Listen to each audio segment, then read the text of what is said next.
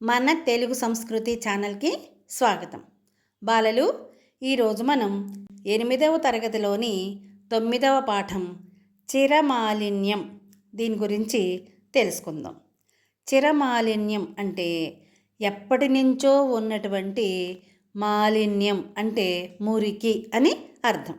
ఇక్కడ చదవండి, ఆలోచించి చెప్పండి అనే శీర్షికలో ఒక పద్యం ఇచ్చారు చూడండి.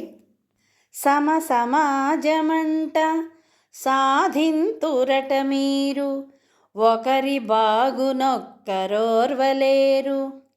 సమత సాధ్యమగునే మమత పెరగకున్న, సయ్యదయ్య మాట సత్యమయ్యా. ఈ పద్యం సయ్యద్ మహమ్మద్ ఆజం అనే ఆయన రచించినటువంటి సూక్తి శతకంలో నుంచి తీసుకోబడింది. దీని యొక్క భావం ఏమిటి? సమసమాజం అంట, అయ్యో సమసమాజం అని చెప్తున్నారు, సాధింతురట మీరు, సమసమాజాన్ని సాధిస్తామని మీరు చెబుతున్నారు. ఒకరి బాగునొక్కరోర్వలేరు, ఒకరు బాగుపడితే ఇంకొకరు ఓర్వలేరు, అంటే చూసి తట్టుకోలేరు. సమత సాధ్యమగునే మమత పెరగకున్నా, మనసులో అభిమానం, ప్రేమ, మమత అనేవి లేకుండా సమానత్వాన్ని సాధించటం సాధ్యమవుతుందా? సయ్యదయ్య మాట సత్యమయ్యా. సయ్యద్ అనే ఆయన చెప్పేటటువంటి మాట సత్యము, నిజము అని ఈ పద్యం యొక్క భావం. ఇక్కడ కొన్ని ప్రశ్నలు ఇచ్చారు, వాటికి సమాధానాలు చూద్దాం. పై పద్యంలో దేని గురించి ప్రస్తావన ఉంది? పై పద్యం దేని గురించి చెప్తుంది? సమతా భావన అనే దాని గురించి చెబుతోంది. సమత సాధ్యం కావాలంటే ఏమి పెరగాలి? సమత అంటే సమానత్వం, అందరూ సమానమే అనేది సాధ్యం కావాలంటే ఒకరి మీద ఒకరికి మమత, అనురాగం, ప్రేమ అనేవి పెరగాలి. మూడవ ప్రశ్న, ఒకరి బాగును మరొకరు ఎందుకు ఓర్చుకోలేరు? చూడండి, ఒకళ్ళు బాగుపడితే, ఒకళ్ళు ప్రశాంతంగా మనశ్శాంతిగా జీవిస్తుంటే ఇంకొకరు ఓర్వలేకపోతున్నారు కదా, ఎందుకోసం అని అడుగుతున్నారు. ఏముంది? ఈర్ష్య, అసూయ, ద్వేషం ఇలాంటి దుర్గుణాలు మనిషిలో ఎప్పుడైతే మొదలవుతాయో, వాళ్ళ మనసులో ఎప్పుడైతే మొలకెత్తుతాయో అప్పటి నుంచే వాళ్ళు ఎదట వాళ్ళని చూసి ఓర్చుకోలేని వాళ్ళులాగా, ఓరవలేని వాళ్ళలాగా తయారవుతారు. అందుకనే అలాంటి దుర్గుణాలని మన దరిదాపుల్లో కూడా రానివ్వకూడదు. అప్పుడే మనం సమతాభావాన్ని కలిగి ఉంటాము. తర్వాత ఉద్దేశం చూద్దాం. తోటివారి సుఖదుఖాలలో పాలు పంచుకోవడం, సహానుభూతిని కలిగి ఉండటం, మానవత్వాన్ని పెంచటం వంటి భావాలను విద్యార్థుల్లో నింపటమే ఈ పాఠ్యాంశం యొక్క ఉద్దేశం. మన తోటివారికి ఎవరికైనా కష్టం కానీ ఆపద కానీ కలిగితే వెంటనే మనం సానుభూతిని ప్రదర్శించి మనకి చేతనైనటువంటి సహాయాన్ని వాళ్ళకి అందించాలి. మానవత్వంతో ప్రవర్తించాలి. దాని వలన మనల్ని చూసి ఇంకొక నలుగురు వాళ్ళకి సహాయం చేయడానికి ముందుకొస్తారు. తద్వారా మంచి సమాజాన్ని, సమత అనే భావాన్ని పెంచిన వాళ్ళం అవుతామన్నమాట. ఇప్పుడు కవి పరిచయం చూద్దాం. కవి ఎవరు? షేక్ ఖాజా హుస్సేన్. ఈయన 1949వ సంవత్సరంలో జన్మించారు. 2020వ సంవత్సరంలో స్వర్గస్థులయ్యారు. దేవిప్రియగా పేరొందిన షేక్ ఖాజా హుస్సేన్ గారు గుంటూరు జిల్లాలో జన్మించారు. ఎలా ప్రసిద్ధి పొందారు? ఈయన దేవిప్రియ అనే పేరుతోటి ప్రసిద్ధి పొందారు. గుంటూరు జిల్లాలో జన్మించారు. వీరి తల్లిదండ్రుల పేర్లు షేక్ హుస్సేన్ సాహెబ్, షేక్ ఇమాంబి.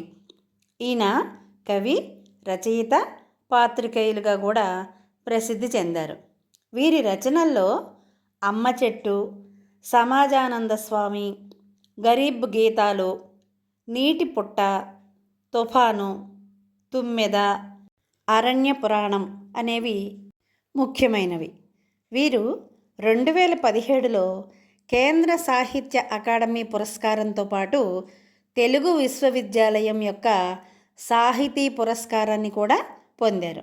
ఇప్పుడు మనం చెప్పుకోబోయే ఈ పాఠ్యాంశం గాలి రంగు అనే వచన కవితా సంపుటిలో నుండి స్వీకరించబడింది. పాఠాన్ని చెప్పేసుకుందామా? ఇది వచన కవితా ప్రక్రియకు సంబంధించినది. చూడండి. చిరమాలిన్యం. ఆకాశానికి భూమికి మధ్య అవతరించాం. గగన డమరుక లయని, అడవిని ఊయలలూగించే వాయురాగాలని విన్నాం. హోరు జలపాతాల బృందగానాలని అవధరించాం. సిగ్గు తెలిసి ఆకులు ధరించాం. రాళ్లని మలిచి ఆయుధాలు చెక్కుకున్నాం. సాటి జంతువులను చంపి ఆకలి తీర్చుకున్నాం. అంటే కవి ఏం చెప్తున్నారో చూడండి.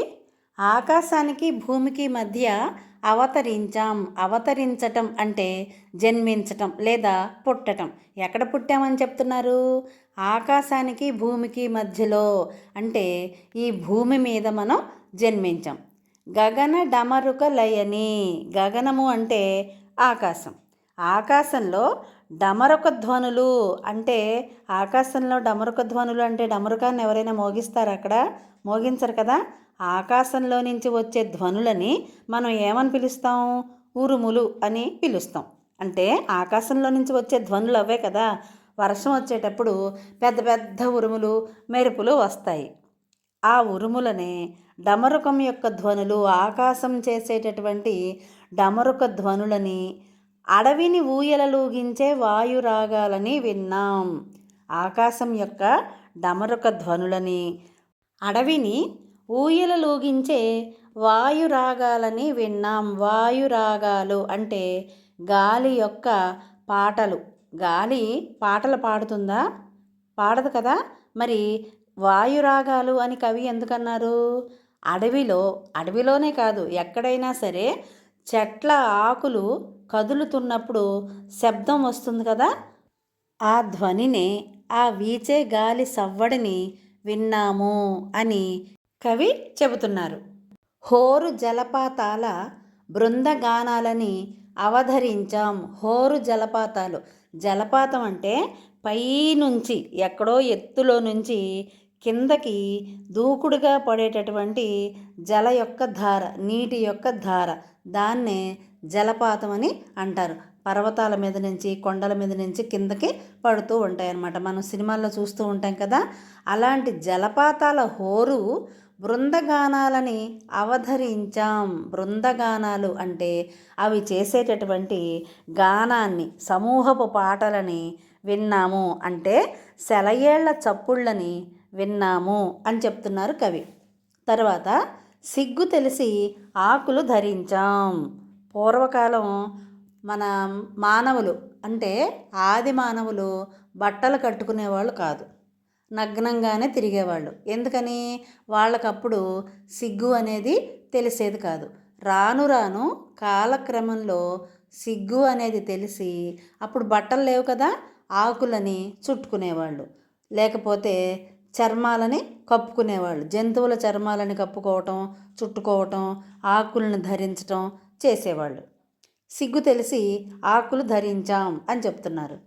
రాళ్ళని మలిచి ఆయుధాలు చెక్కుకున్నాం. ఇప్పటికి మళ్ళీ అప్పుడు ఆయుధాలు ఏమీ లేవు. ఏం చేసేవాళ్ళు? రాళ్లతోటి పదునైనటువంటి వస్తువుల్ని చెక్కుకుని దాన్నే జంతువుల్ని వేటాడటానికి ఉపయోగించేవాళ్ళు అన్నమాట. అందుకని ఏమని చెప్తున్నారు? రాళ్లనే ఆయుధాలుగా మేము తయారు చేసుకున్నాము. మేము అంటే ఇక్కడ మనమే, మానవులమే అని అర్థం. సాటి జంతువులని చంపి ఆకలి తీర్చుకున్నాం. మొట్టమొదట్లో ఏది దొరికితే అది తినేవాళ్ళు. అడవుల్లో ఉండేటటువంటి కాయలు, పళ్ళు ఇలాంటివి ఏవైనా దొరికితే తినేవాళ్ళు. తర్వాత జంతువుల్ని వేటాడి పచ్చి మాంసం తినేవాళ్ళు. ఆ తర్వాత ఏం చేశారు? నిప్పు ముట్టించటం తెలుసుకొని 2 రాళ్ళు ఘర్షణతో ఏర్పడేటటువంటి నిప్పుని తయారు చేయటం తెలుసుకుని నిప్పుని పుట్టించి అక్కడ అడవిలో ఉండేటటువంటి ఎండు పుల్లల్ని మండించి ఈ వేటాడినటువంటి జంతువుల్ని వాటిని ఏం చేసేవాళ్ళు? ఆ నిప్పులో కాల్చుకుని తినడం మొదలుపెట్టారు. అంటే వంట వండటం అనేది నేర్చుకున్నారు. ముందేమో పచ్చివి తినేవాళ్ళు, తర్వాత వాటిని కాల్చుకుని తినటం మొదలుపెట్టారు. సాటి జంతువులు అంటే మనతో కలిసిమెలిసి తిరిగేటటువంటి జంతువుల్ని చంపేసి ఆకలి తీర్చుకున్నాం అని కవి చెబుతున్నారు. ఇంకా ఏమేమి నేర్చుకున్నారో చూద్దాం. మాటలు నేర్చుకున్నాం. పూర్వకాలం మాటలు వచ్చేవి కాదు, సైగల ద్వారానే మాట్లాడుకునేవాళ్ళు. తర్వాత మాటలు చిన్న చిన్నగా అరవటం, కోతలు ఇవన్నీ నేర్చుకుని నిదానంగా మాటల్ని నేర్చుకున్నారు. ఆ మాటలు మాట్లాడటం కోసం భాషని ఏర్పాటు చేసుకున్నారు. ఆ భాషని రాయటం కోసం లిపులను కూర్చుకున్నాం. లిపి అంటే ఏంటి? ఒక భాషకి ఉండేటటువంటి రాసే విధానం, అక్షరాల సమూహం, దాన్నే లిపి అని అంటామన్నమాట. మాటలు నేర్చుకున్నాము, లిపులను సమకూర్చుకున్నాము, దేవుళ్ళని సృష్టించుకున్నాం. దేవుళ్ళని అంటే మనం పూజించేటటువంటి దేవుళ్ళని కూడా మనమే సృష్టించుకున్నాం. దేవుళ్ళ యొక్క చిత్రాలు ఎలా ఉంటాయి అని చెప్పి మనకి ఎలా తెలిసిందిట? రాజా రవివర్మ అనే ఆయన ప్రఖ్యాత చిత్రకారుడు అన్నమాట. ఆయన చిత్రించినటువంటి చిత్రాల వల్లే దేవుని యొక్క రూపాలు ఎలా ఉంటాయి అని చెప్పి మనకి తెలిసిందని చెబుతారు. అలా దేవుళ్ళని మనమే సృష్టించుకున్నాం. నక్షత్రాలకి నామకరణం చేశాం. ఆకాశంలో కొన్ని కోట్ల నక్షత్రాలు ఉంటాయి, కానీ వాటిల్లో ఒక 27 నక్షత్రాలకి మాత్రమే మనం పేర్లు పెట్టుకున్నాం. అశ్విని, భరణి, కృత్తిక, రోహిణి అని రేవతి వరకు 27 నక్షత్రాలు ఉంటాయి కదా, వాటికి పేర్లు పెట్టుకున్నాం మనం. చూడండి, ఎక్కడో ఉండే నక్షత్రాలకి ఇక్కడ భూమి మీద ఉండి మనం నామకరణం చేసాం, అంటే పేర్లు పెట్టాం. గ్రహాలని విగ్రహాలుగా మార్చాం. మనకి సూర్యుడు, బుధుడు, శుక్రుడు, భూమి, అంగారకుడు అని 9 గ్రహాలు ఉంటాయి కదా, ఈ గ్రహాలని విగ్రహాలుగా మార్చుకుని పూజలు చేస్తున్నాం భూమి మీద. నిప్పుని రాజేశాం. నిప్పుని రాజేయటం అంటే ఏంటి? నిప్పు ఎలా తయారు చేయాలో నేర్చుకున్నాం, చెప్పుకున్నాం కదా ఇందాక. 2 రాళ్ళు కనుక కొడితే వాటి మధ్యలో నుంచి నిప్పు రవ్వలు వస్తాయి కదా, దాన్ని ఎండు పుల్లల మధ్యలో పీచు, గడ్డి ఇలాంటివి పెట్టి నిప్పుని రాజేయటం నేర్చుకున్నాడు ఆది మానవుడు. తర్వాత చక్రాన్ని ఊహించి దొర్లించి గిరగిరా తిప్పాం. చూడండి, అక్కడ చిత్రంలో కనిపిస్తోంది కదా, చక్రం అనేది అభివృద్ధికి గుర్తు అని చెప్తారు. చక్కగా చక్రాన్ని ఊహించి దాన్ని తయారు చేసి దొర్లించి గిరగిరా తిప్పంట. అంటే ఏంటి? అన్ని రకాలుగా ఆ చక్రాన్ని మనం ఎలా ఉపయోగించుకున్నామో చెప్తున్నారు. ఖండాలు దాటిపోయాం, వచ్చాం. ఆ చక్రం ద్వారా, కారుకి చక్రాలు అమరుస్తాం కదా, ఆ చక్రం ద్వారా మనం ఖండాలని దాటిపోయాం, వచ్చాం. ఒక ఖండం నుంచి ఇంకొక ఖండానికి ప్రయాణం చేశాము, మళ్ళీ తిరిగి వచ్చాము. ఒక ఖండం నుంచి ఇంకొక ఖండానికి మనం ప్రయాణం చేయాలంటే ఎలా వెళ్తాం? సముద్ర మార్గం ద్వారా కానీ, వాయు మార్గం ద్వారా కానీ, అంటే ఓడల ద్వారా కానీ, విమానాల ద్వారా కానీ ప్రయాణం చేసి మళ్ళీ తిరిగి వస్తున్నాం అన్నమాట. రాజ్యాలు దాటిపోయాం, వచ్చాం. ఒక రాజ్యం నుంచి ఇంకొక రాజ్యానికి ప్రవేశించి కొత్త రాజ్యాలను నిర్మించాం. అంటే శత్రు రాజ్యాలన్నింటినీ కూడా మనం జయించి మన దాంట్లో కలిపేసుకున్నాం. సామ్రాజ్యాలు ఆక్రమించాం. సామ్రాజ్యాలు అంటే పెద్ద సామ్రాజ్యాలని మన రాజ్యంలో కలిపేసుకున్నాం. శత్రు సామ్రాజ్యాలన్నింటినీ యుద్ధం చేసి మనం వాటిని ఓడించి మన సామ్రాజ్యంలో వాటిని కూడా కలిపేసుకుని పెద్ద సామ్రాజ్యాలని మనం ఆక్రమించుకున్నాం. నదులు మళ్లించాం, సముద్రాలు మధించాం. నదులు మళ్లించాం, నదులలో ఉన్నటువంటి నీళ్ళని మళ్లించారు అంటే దారిని వేరే చోటకి తిప్పారట. దేనికి మనం నదులలోని నీళ్ళని మళ్లిస్తాం? వ్యవసాయం పనులకి, సాగునీరు, తాగునీరు అంటారు కదా, తాగటానికి, వ్యవసాయం చేసుకోవటానికి, విద్యుత్ శక్తి తయారు చేయటానికి, పరిశ్రమలు స్థాపించడానికి, ఇలా ప్రతి అవసరం కూడా నీటితోనే ముడిపడి ఉంది. కాబట్టి నదులలోని నీరుని మళ్లించాం, సముద్రాలని మధించాం. మధించడం అంటే ఏంటి ఇక్కడ అర్థం? చిలకడం అని అర్థం. ఎందుకని సముద్రాలను మధిస్తున్నాం మనం? దాని ద్వారా పెట్రోలు, డీజిలు మొదలైన వాటి కోసం సముద్రాన్ని మధించి మనకి కావలసినవి స్వీకరిస్తున్నాం అన్నమాట. గ్రహాల మీద అడుగులు వేశాం. చూడండి, గ్రహాల మీదకి కూడా మనం ప్రయాణించేస్తున్నాం. ఇప్పుడు సునీత విలియమ్స్ అంతరిక్షంలోకి వెళ్తోంది కదా, చాలాసార్లు వెళ్ళి వచ్చింది. అలాగే రాకేష్ శర్మ, యూరి గగారిన్ ఇలా చాలామంది అంతరిక్షంలోకి వేరే గ్రహాల మీదకి కూడా వెళ్ళి వస్తున్నారు. నియంతలుగా ఏలాం. నియంత అంటే ఏంటి? ఒక రాజ్యం మీద లేదా తన రాజ్యం మీదే సంపూర్ణమైనటువంటి అధికారాన్ని చలాయించేవాడిని నియంత అని అంటాం. తనకి ఎంత తోస్తే అంతే చేస్తాడు. ఎవ్వరు ఏం చెప్పినా సరే వినడుగాక వినడు. అలాంటి వాళ్ళని నియంత అని అంటాం. నియంతలుగా రాజ్యాలని ఏలేస్తున్నాం. మనకి చరిత్రలో కొంతమంది నియంతలు ఉన్నారు. వాళ్ళెవరో తెలుసా మీకు? జర్మనీని పాలించినటువంటి నియంత హిట్లర్, రష్యాని పాలించిన నియంత జోసెఫ్ స్టాలిన్, ఉగాండాని పాలించిన నియంత ఈదీ అమీన్, చైనాని పాలించిన నియంత మావో జడాంగ్, అలాగే చిలీ దేశాన్ని పాలించిన నియంత అగస్టో పినోచెట్. వీళ్ళందరూ కూడా నియంతలుగా వాళ్ళ దేశాన్ని పరిపాలించారు. నిరంకుశుల్ని నాశనం చేశాం. నిరంకుశులు అంటే ఎవరు? ఎవ్వరి మాట వినకుండా, ఎవరి అదుపులోనూ లేకుండా ఉండేవాళ్ళు. వీళ్ళు కూడా నియంత లాంటి వాళ్ళేనమాట. ఎవరు అదుపులో లేకుండా వాళ్ళకు వాళ్ళే అన్నీ నేనే అని చెప్పేవాళ్ళు అనమాట. అలాంటి నిరంకుశుల్ని నాశనం చేసేసాం. అంటే ఏకపక్ష నిర్ణయాలు తీసుకుని వాళ్ళ ఇష్టాలని, అభిప్రాయాలని ప్రజల మీద బలవంతంగా రుద్దేవాళ్ళు. ఇలాంటి నిరంకుశుల్ని నాశనం చేసేసాము అని చెప్తున్నాడు. శ్రామిక రాజ్యాలు కూల్చాం. శ్రమపడి జీవించేటటువంటి శ్రమజీవుల యొక్క ఆవాసాలని కూల్చేసాం. వాళ్ళ యొక్క రాజ్యాలని కూల్చేసాం. సంపదలు దోచుకున్నాం. వాళ్ళు శ్రమించి కూడబెట్టి దాచుకున్నటువంటి సంపదలన్నింటినీ మనమే దోచుకున్నాం.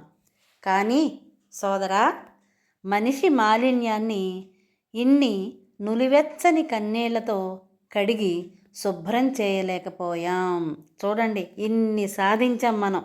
కానీ మనిషి యొక్క మాలిన్యాన్ని, అంటే మనిషి మనసులో ఉన్నటువంటి మాలిన్యాన్ని, మురికిని ఇన్ని నులివెచ్చని కన్నీళ్లతో, కన్నీరు నులివెచ్చగా ఉంటుంది కదా, అలాంటి కన్నీటితో కడిగి శుభ్రం చేయలేకపోయాం అని చెప్తున్నారు కవి. చూడండి, మనిషి నులివెచ్చని కన్నీళ్లతో మనసులో పేరుకున్నటువంటి మాలిన్యాన్ని, మురికిని శుభ్రం చేయలేకపోయాం. ఎన్నెన్నో విజయాలు సాధించేస్తున్నాం. అంతరిక్షాల్లోకి వెళ్ళిపోతున్నాం. గాలిపాటలు వినేస్తున్నాం. జలపాతాల జోరులను ఆలకిస్తున్నాం. ఆకుల్ని బట్టలుగా కట్టుకున్నాం. రాళ్ళని ఆయుధాలుగా చేసుకున్నాం. ఆకలిని తీర్చుకోవటానికి జంతువుల్ని చంపేస్తున్నాం. భాషను నేర్చుకున్నాం. లిపిని కనిపెట్టాం. అలాగే దేవుళ్ళని, విగ్రహాలని చెక్కుకున్నాం. నక్షత్రాలకి పేర్లు పెట్టాం. గ్రహాలను బొమ్మలుగా మార్చేసుకున్నాం. నిప్పు రాజేయటం తెలుసుకున్నాం.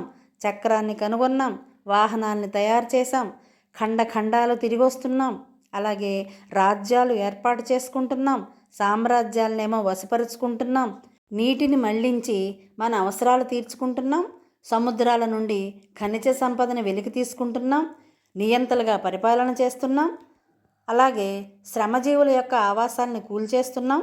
కానీ ఇన్ని సాధించినా సరే ఒక్క చిన్న పనిని మనం చేయలేకపోతున్నాం. ఏమిటా పని? మనిషి మనసులో పేరుకున్నటువంటి మాలిన్యాన్ని, మురికిని ఇన్ని నులివెచ్చని కన్నీళ్లతో కడిగి శుభ్రం చేయలేకపోతున్నాము. ఇంకా మనం ఎన్ని విజయాలు సాధిస్తే మాత్రం ఉపయోగం ఏమిటి అని కవి ఆవేదనని వ్యక్తం చేస్తున్నారు. శాస్త్ర సాంకేతిక పరంగా మనిషి అంతరిక్షపు అంచుల వరకు దూసుకు వెడుతున్నా సరే మానవీయ కోణంలో మాత్రం అధఃపాతాళానికి పడిపోతున్నాడు, దిగజారిపోతున్నాడు అనే ఆవేదన ఈ కవితతో మనకి సుస్పష్టంగా తెలుస్తోంది. ప్రక్రియ వచన కవిత. తెలుగు సాహిత్యంలో పద్యం తర్వాత వచన కవిత ప్రక్రియ ప్రసిద్ధి పొందింది. పద్యం అన్నిటికంటే పద్య ప్రక్రియ శ్రేష్టమైనది, ప్రసిద్ధి పొందింది అని చెప్తారు మన పెద్దవారు. దాని తర్వాత వచన కవిత ప్రక్రియే ప్రసిద్ధి పొందింది అని చెప్పుకోవచ్చు. సామాజిక చైతన్యం, సమాజంలో మంచి మార్పుని కలిగించేటటువంటి వస్తువు అంటే అంశము అని అర్థం ఈ వచన కవిత్వంలో ఉంటుంది. ఛందో నియమాలు లేకున్నా, అంటే ప్రాస, యతి, గణాలు ఇలాంటి వ్యాకరణ నియమాలు ఏమీ లేకున్నా అంత్యప్రాసలు అంటే వాక్యాల చివర ఉండేటటువంటి పదాలు ఒకే రకంగా వినిపిస్తాయి ధ్వని ద్వారా. దాన్ని అంత్యప్రాస అని అంటారు. ఈ అంత్యప్రాసలు వచన కవితకు అలంకారాలుగా ఉంటాయన్నమాట. అందుకనే వచన కవిత వినసొంపుగా ఉంటుందన్నమాట. అల్పాక్షరాలు అంటే చిన్న చిన్న పదాలతోటి అనల్పార్థాన్ని, చాలా ఎక్కువ అర్థాన్ని ఇచ్చేటటువంటి ఈ రచనలు చేయటానికి వచన కవిత అనేది చాలా అనువుగా ఉంటుంది. ఇప్పుడు ఈ కవిత యొక్క సారాంశాన్ని చూద్దాం. ఆకాశానికి భూమికి మధ్యన పుట్టాం, ధ్వనుల లయని, అరణ్యాలలో వీచే గాలి సవ్వడిని విన్నాం, జలపాతాల జోరులను ఆలకించాం, సిగ్గుతో ఆకులను బట్టలుగా చుట్టుకున్నాం, చేతికి అనువైన రాళ్లను ఆయుధాలుగా మలిచాం, ఆకలి తీర్చుకోవడానికి జంతువులను చంపి తిన్నాం, భాషను నేర్చుకున్నాం, లిపిని కల్పించుకున్నాం, భక్తితో భయంతో దేవుళ్లను విగ్రహాలను చెక్కుకున్నాం, నక్షత్రాల గుంపులకు పేర్లు పెట్టాం, ఆ గ్రహాలను బొమ్మలుగా మార్చాం, అగ్నిని రాజేశాం, చక్రాన్ని కనుగొన్నాం, వాహనాలను తయారు చేశాం, వాటిని ఉపయోగించి ఖండాంతరాలకు ప్రయాణం చేశాం, రాజ్యాలు ఏర్పాటు చేసుకున్నాం, దండయాత్రలతో సామ్రాజ్యాల్ని వశం చేసుకున్నాం, కాలువలు తవ్వి నీటిని మళ్లించాం, సముద్రాల నుండి ఖనిజ సంపద తీశాం, అంతరిక్షంలోకి వెళ్ళాం, నియంతలుగా పరిపాలన చేశాం, ఒంటెద్దు పోకడను లేకుండా చేశాం, శ్రమజీవుల ఆవాసాలను కూల్చివేశాం, వారి సంపదలు దోచుకున్నాం. కానీ సోదరా, ఎన్నో విజయాలు సాధించినప్పటికీ మనిషి మనసులో చిరకాలంగా పేరుకుపోయిన మలినాన్ని మానవత్వం అనే కన్నీళ్లతో కడగలేకపోయాం. చూసారా, మనిషి ఎంత అభివృద్ధిని సాధించినా తన మనసులోని కల్మషాన్ని, మాలిన్యాన్ని, మురికిని కడగలేకపోతున్నామే అని కవిగారు ఆవేదన వ్యక్తం చేస్తున్నారు. కవిత బాగుంది కదా. కాబట్టి దీనివల్ల మనం ఏం తెలుసుకోవాలి? మనిషికి పైన శరీరానికి ఉన్నటువంటి మురికిని స్నానం చేసి వదిలించుకోవచ్చు, కానీ మనసులో ఉన్నటువంటి మురికిని మానవత్వం అనే దాంతో కడిగితేనే పోతుంది అనే విషయాన్ని మనం గ్రహించి మానవత్వాన్ని కలిగి ఉండటమే మనం చేయవలసినటువంటి ముఖ్యమైన పని. పాఠం అర్థమైంది కదా. ఇలాంటి మరిన్ని వీడియోల కోసం చూస్తూనే ఉండండి మన తెలుగు సంస్కృతి ఛానల్. జై హింద్, జై భారత్.